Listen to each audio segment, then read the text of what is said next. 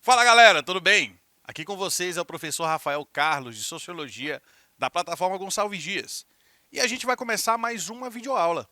E na nossa videoaula de hoje, a gente vai tratar do tema Formação do Estado Moderno, parte 2. Lembra que a parte 1 a gente já falou.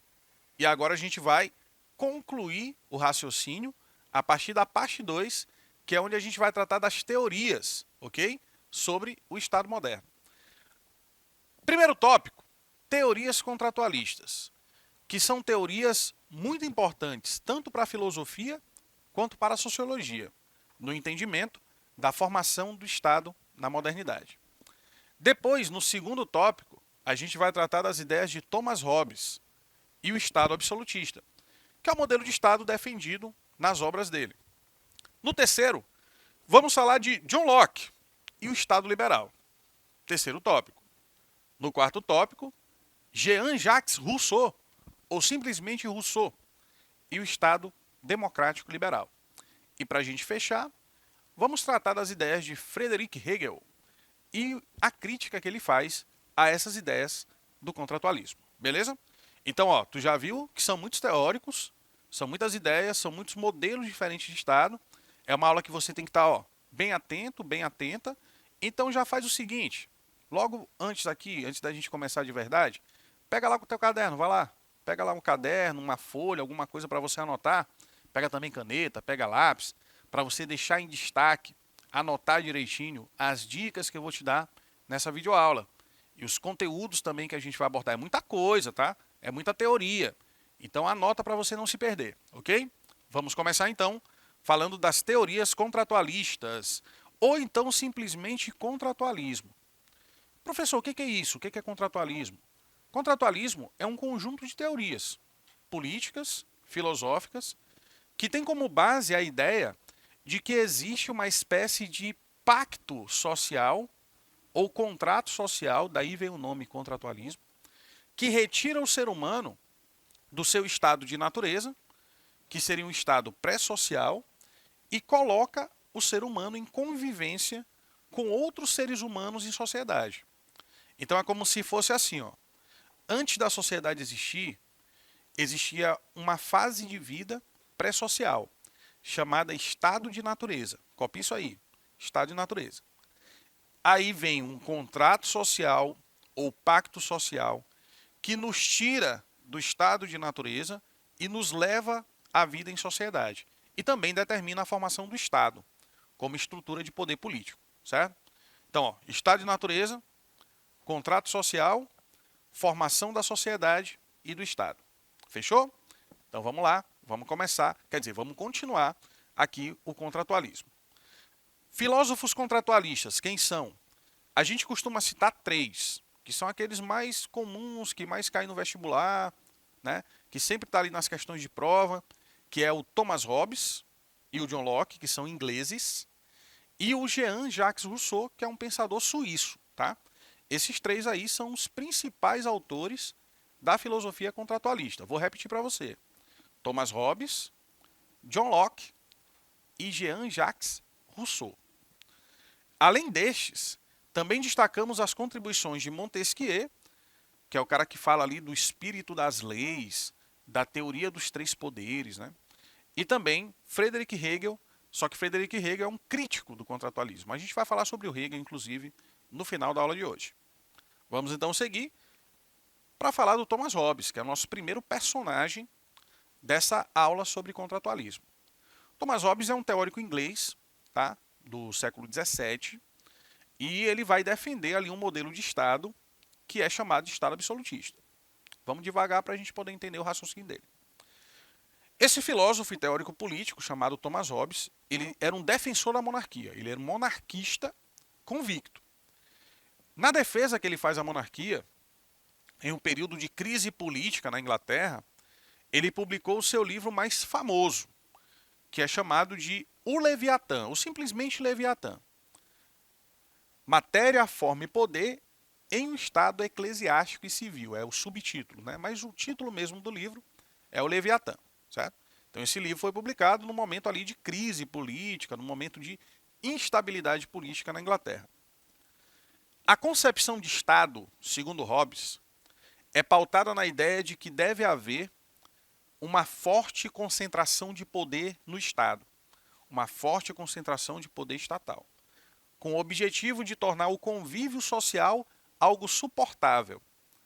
Porque lembra que, na visão dele, o homem é lobo do próprio homem, né? Tem essa frase muito famosa, o homem é o lobo do próprio homem. Então a gente agiria no estado de natureza de maneira instintiva, de maneira selvagem, buscando apenas a nossa autopreservação e a satisfação das próprias necessidades. Então isso tornaria o convívio insuportável. Para que o convívio seja minimamente suportável, precisa haver uma força maior. E essa força maior seria, na visão de Hobbes, o Estado. Isso seria necessário porque o ser humano, em seu estado de natureza, era, segundo Hobbes, violento e cruel, sendo o ser humano natural uma espécie de lobo do próprio homem, como eu acabei de citar para vocês. Os impulsos de violência do ser humano, em seu estado natural, levavam-no à convivência difícil, regida pelo medo, desconfiança e pelo caos. O estado de natureza, esse modelo pré-social que o Thomas Hobbes chama, é um modelo de vida, de existência humana marcada pela desconfiança, pelo medo da morte violenta, pelo caos, né? Então tudo isso é uma coisa que é ruim, a gente tem que tentar sair disso para viver de maneira melhor. E essa tentativa tem a ver com um contrato social, com um pacto social, que acaba criando o Estado como estrutura de poder. O Estado seria uma criação necessária para controlar esse modo de vida caótico, inseguro, por meio da força e da concentração da violência, que era o estado de natureza na visão hobbesiana. Então, antes de existir o Estado, antes de existir a sociedade civil regulamentada, cada um vivia segundo a sua própria vontade. Só que o homem, por natureza, é cruel, é violento, o homem é o lobo do próprio homem.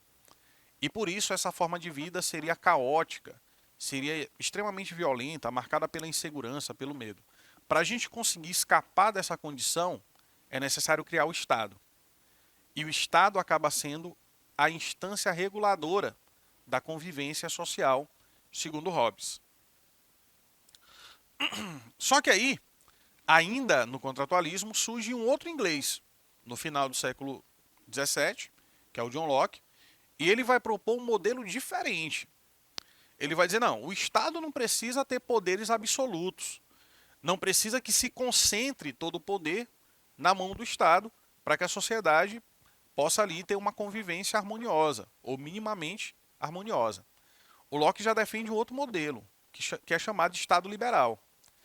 A palavra liberal vem de livre, vem de liberdade, tá?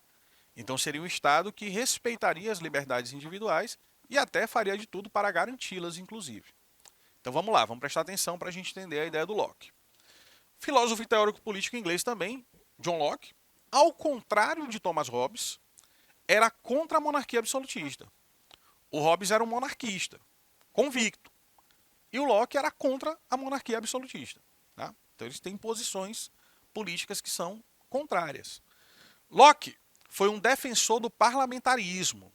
Tá? Ele defendia o modelo de monarquia reformada, parlamentar, constitucional. Forma de governo adotada na Inglaterra no final do século XVII, que é a época que Locke está escrevendo a obra dele. E também é considerado, segundo a tradição filosófica, como o pai do liberalismo político. Então, o liberalismo político, que começou a surgir no século XVII, tem como grande precursor o John Locke. As ideias de Locke são a base do pensamento liberal na política. Segundo Locke, o estado de natureza era uma fase, um período de existência ali dos seres humanos de plena igualdade entre todas as pessoas. O que marca para John Locke o estado de natureza é que ele é um estado de igualdade. Por que as pessoas são iguais? Porque, segundo Locke, todos nós nascemos com os mesmos direitos. Existe para Locke 3 direitos naturais: o direito à vida, à liberdade e à propriedade. E esse direito alcança a todos os indivíduos, porque é um direito de nascimento, é um direito de natureza. É o jusnaturalismo, ok? Todos eram regidos pela lei natural, segundo Locke, que garantia a cada um, o direito à vida, à liberdade e à propriedade. Isso é chamado de jusnaturalismo, direito de natureza, ok?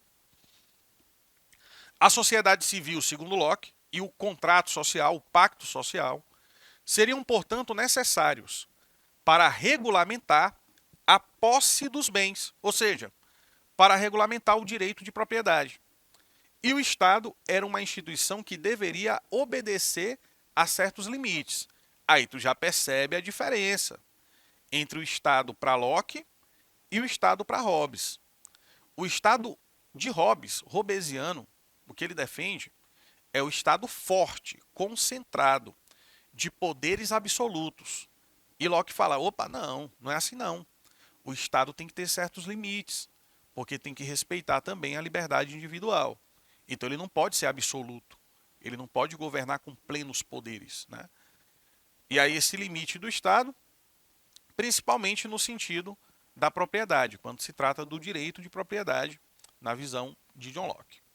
A função do Estado liberal, que Locke defende, seria a de garantir as liberdades e direitos individuais. Então, olha só, para Hobbes, o Estado é mais importante que o indivíduo. Por isso que o Estado tem plenos poderes, tem poderes absolutos. Para Locke é o contrário. O indivíduo é mais importante que o Estado. E o Estado existe para quê? Para servir ao indivíduo, para garantir seus direitos e suas liberdades individuais. Então são modelos de Estado bem antagônicos, bem contrários, né? O Estado absolutista e o Estado liberal.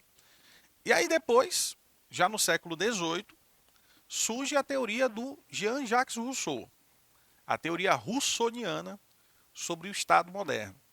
E o Rousseau é um teórico que defende um modelo chamado Estado Democrático Liberal. Estado Democrático Liberal. Como é que isso acontece? De acordo com Rousseau, segundo as ideias de Rousseau, o homem nasce bom, mas a sociedade o corrompe. Eu tenho certeza que você já ouviu essa frase alguma vez, né? O homem nasce bom, a sociedade o corrompe. Então existe uma característica natural do ser humano que seria a bondade. A gente até nasceu bom, só que com o passar do tempo, vivendo coletivamente, nós nos corrompemos, porque despertamos em nós sentimentos negativos, de raiva, de inveja, de ira. E essa corrupção do homem, da bondade natural do homem, faria com que a vida em sociedade ficasse difícil, se não existissem as regras, se não existisse ali as instâncias superiores de poder, como o Estado, para poder regulamentar o convívio entre nós. Então, se cada um de nós fizesse só o que tivesse vontade, seria muito difícil viver em sociedade. Por isso que existem as regras sociais. Tá? Então, olha só. O ser humano era amoral, ou seja, ele não era nem moral nem imoral. Ele não tinha a capacidade de valoração moral, porque o que existia era a bondade, né? Em seu estado de natureza. Desconhecendo a moral, ele desconheceria também a maldade. Por isso que o homem nasce bom. Entendeu? Porque ele não conhece a maldade, ele não tem ainda o juízo de valor moral. Só que aí, com o passar do tempo, a gente passa a conviver em sociedade e, como eu te falei, passa a despertar os sentimentos negativos e vai corrompendo a nossa bondade natural. Para Rousseau, o Estado civil havia sido criado de maneira ilegítima, de modo que a sociedade civil, baseada na propriedade privada, era um meio de corrupção do ser humano. Então, uma das formas de corromper o homem, segundo Rousseau, seria a propriedade. Aí você percebe outra diferença aqui entre Locke e Rousseau. Ainda agorinha, faz poucos minutos, a gente falava das teorias de John Locke. E eu disse para ti que Locke considera a propriedade como um dos 3 direitos naturais do homem. É aquilo que nos iguala, o direito à vida, à liberdade e à propriedade. Já Rousseau, ele tem uma visão diferente sobre a propriedade. Para Rousseau, a propriedade não é um critério de igualdade, mas sim um critério de desigualdade. O surgimento da propriedade privada, na visão de Rousseau, faz com que haja desigualdade social. A base da desigualdade social, para Rousseau, é a existência da propriedade privada. Então, o que para Locke era uma coisa boa, para Rousseau vira uma coisa ruim. Depende da teoria de cada autor. Locke garante a propriedade como um direito natural, que iguala a todos os homens, por terem o mesmo direito. Já Rousseau considera a propriedade como a base da desigualdade social e também um dos motivos para a corrupção do ser humano, para a corrupção da sua bondade natural. Beleza? E aí o que acontece? Como é que a gente resolve isso? O Rousseau, esse pensador suíço, defende uma reformulação da sociedade. A sociedade precisa ser reformulada. E essa reformulação passaria pelo contrato social, por um novo pacto social, digamos assim, que estabelecesse a sociedade em bases mais sólidas. E isso seria possível devido a algo chamado vontade geral. E, jovem, o que é vontade geral? Pensa aí. O que é geral? Tem a ver com todo mundo. Então, a vontade geral é a vontade de todos. É a vontade da coletividade. O foco aqui não é nem o Estado e nem o indivíduo. É o coletivo. É a vontade do coletivo, a vontade geral. Para que a vontade geral fosse atendida em um governo que realmente quisesse estabelecer o bem social, na visão de Rousseau, e não simplesmente atender aos privilégios de uma classe que seria a classe dominante, que é a classe que tem a propriedade, inclusive, dos meios de produção. Através do contrato social, que inclusive é o nome do livro do Rousseau, o mais importante, é do contrato social, o nome do livro, legitimado pela vontade geral, ou seja, pela vontade da coletividade, não é nem do indivíduo e nem do Estado, mas é do coletivo, o Estado democrático liberal seria estabelecido. Por que o nome desse Estado seria democrático liberal? O que é um Estado democrático? É aquele que permite a participação de todos os cidadãos. Então, como ele veio da vontade geral, significa dizer que a coletividade participa, que a vontade da coletividade, a vontade do povo, entre aspas, legitima as decisões e as regras do contrato. É democrático por esse motivo, porque existe a participação coletiva. Por que é liberal? Porque é um Estado que também preserva e defende as liberdades individuais. Ele não é pleno, absoluto, mas ele também tem essa preocupação com a liberdade de cada cidadão. Por isso o nome, Estado Democrático Liberal. E aí a gente vai encaminhando agora para o final da aula, para o último tópico, para falar de Friedrich Hegel, pensador alemão, que é um crítico do contratualismo. Ele não concorda com essas ideias que a gente apresentou agora, do Locke, do Rousseau e do Hobbes, que cada um defende um modelo diferente de Estado, e ele discorda da própria visão contratualista. Ele é um crítico do contratualismo. O filósofo alemão Friedrich Hegel era extremamente contrário à teoria contratualista. Para ele, para Hegel, o que o contratualismo entendia como vontade geral, e aí ele está criticando principalmente o contratualismo do Rousseau, era um mero elemento contratual, acordado entre os cidadãos. Então, segundo Hegel, essa ideia de vontade geral, ela nem existe. Ela seria ali meramente um elemento que faz parte do contrato, que é usado para legitimá-lo, mas que não necessariamente seja algo real. Como Hegel baseia-se em uma concepção idealista, inclusive a teoria filosófica do Hegel se chama idealismo dialético ou idealismo hegeliano, o que ele entendia por vontade geral era um conceito puro, ideal, que deveria ser mantido como existente em uma instância somente racional, acima de qualquer elemento de acordo com o contrato. O que Hegel está dizendo basicamente é o seguinte: se existe alguma vontade geral, ela existe só como conceito, ela existe só como ideia. Porque na vida prática, na vida real, essa vontade geral nunca vai existir. Ela nunca vai se concretizar. Ela seria meramente um elemento que faz parte do contrato e que é usado para legitimá-lo, mas não a ideia pura e original de vontade geral, segundo Hegel. Nesse sentido, a vontade geral, percebida pelos contratualistas, não era a vontade geral em si, como ideia, mas apenas um elemento que teria surgido baseado em um acordo. O Estado para Hegel é o quê? Atenção, é um todo ético organizado, isto é, a unidade da vontade universal e ao mesmo tempo da vontade subjetiva. E a gente encerra, portanto, mais uma aula de Sociologia. Espero que tenha sido boa para vocês e a gente se vê numa próxima videoaula. Tchau, tchau.